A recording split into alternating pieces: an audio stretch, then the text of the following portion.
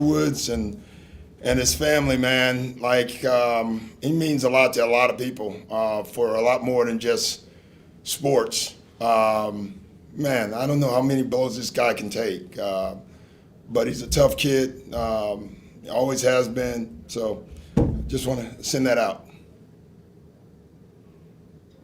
Hi, hey coach. Does it seem like the Raptors again just sent like a bunch of aggressive double teams toward Joel? But even though he only shot 3 for 13, and I think he only had like 1 or 2 assists, it just really seemed like he really made the right decision. Yeah, he did overall. I thought down the stretch we got a little loose with the ball, but overall I was fine. It's a great example, and we missed some great shots.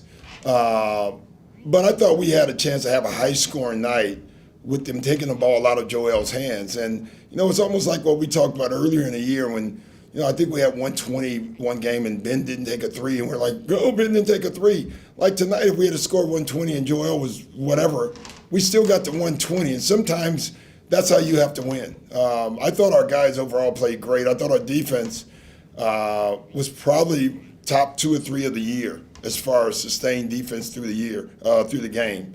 So I was really proud with that. The turnovers hurt us. They had 18 of them. They forced 18. But overall, I thought Joel was great with the ball, made the right decisions. We made the right decisions. That's how you win games. And then overall, real quick, Ferk on 19 points, maybe we'll bust out of his slump. Yeah. Yeah, just with the starters, he has to do less, which allowed him to do more. He didn't have to put the ball on the floor as much. He didn't have to, the game. He allowed the game to come to him.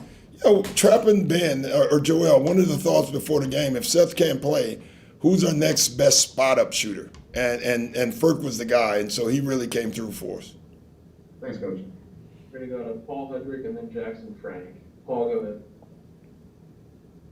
Hey Doc, Shake hit a couple really big shots down the stretch. Just how big is it for you to have him back just in the lineup and able to play him? And then how do you think he looked with that lineup with the starters out there? He looked good. I mean, because he's another guy. The way Toronto plays with the trapping and all that, we needed another guy that can put the ball on the floor and make a play. And that's why we kept Shake out on the floor, and I thought he handled it pretty well. Thanks. Rich, you're up. Hey, Doc, I know you said that you thought Joel made the right play, but 18 turnovers. Is that just a matter of, like you said, how Toronto was playing? You can Well, I would say 4 or 5 of them came down the stretch, So I thought that was more helter-skelter, forcing turnovers, and we didn't handle that well. But through the game, if you go through the first 3.5 quarters, I thought it was a pretty low turnover game, and I'll take the way we played there.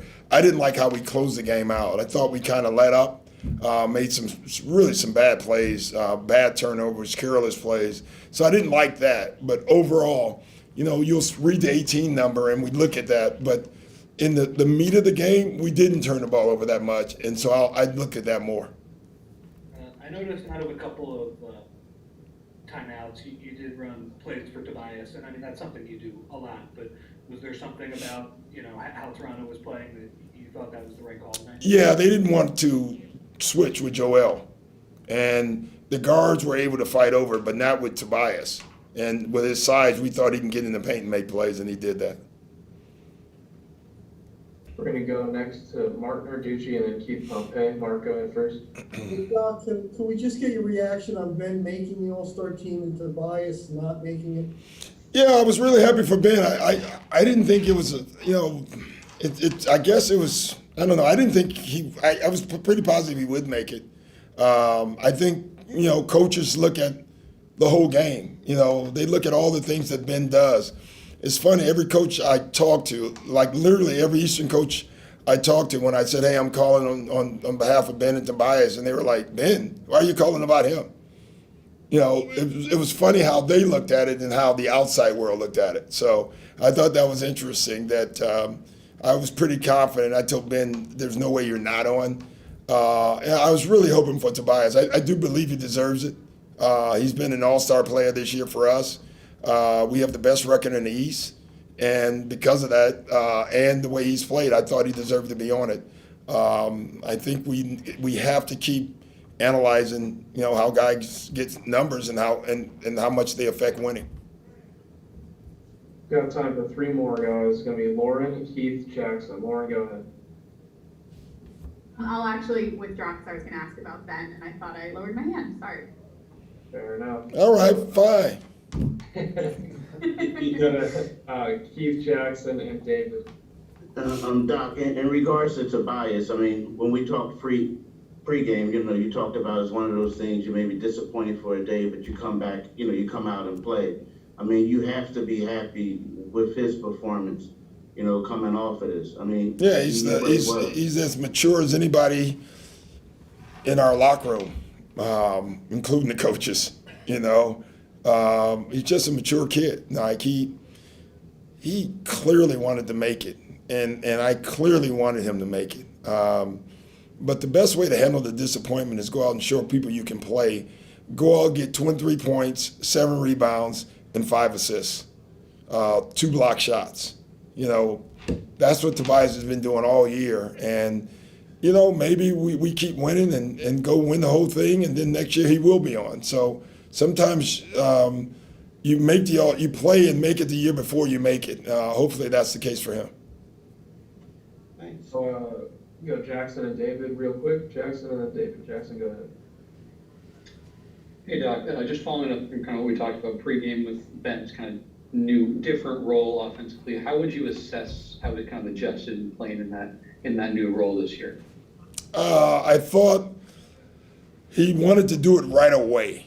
You can see that what we told him, like we're putting the ball in your hands more. We need you. You could tell he wanted to do it right away. It just took a couple of weeks for him to see what we needed him to do. I think he knows exactly now, and he's doing it, and it's been great for us. All right, last one to David Malacker. Hey, Coach, how does it feel to end your 4-game losing streak on the road? I didn't know it, so I guess now that you said it, I guess I'm happy, but I didn't realize that we had lost 4 in a row. So I mean, I really don't. I don't look at that as much as you guys look at it, and you should. I don't. I just judge on how we're playing. I thought the other night we played terrific and gave the game away down the stretch. I thought tonight we played terrific through the game. So this was a tough one. You lose that first one in the 2-game series on the road. Winning that second one's hard. So I was really proud of our guys tonight. Thanks, Coach. Thanks.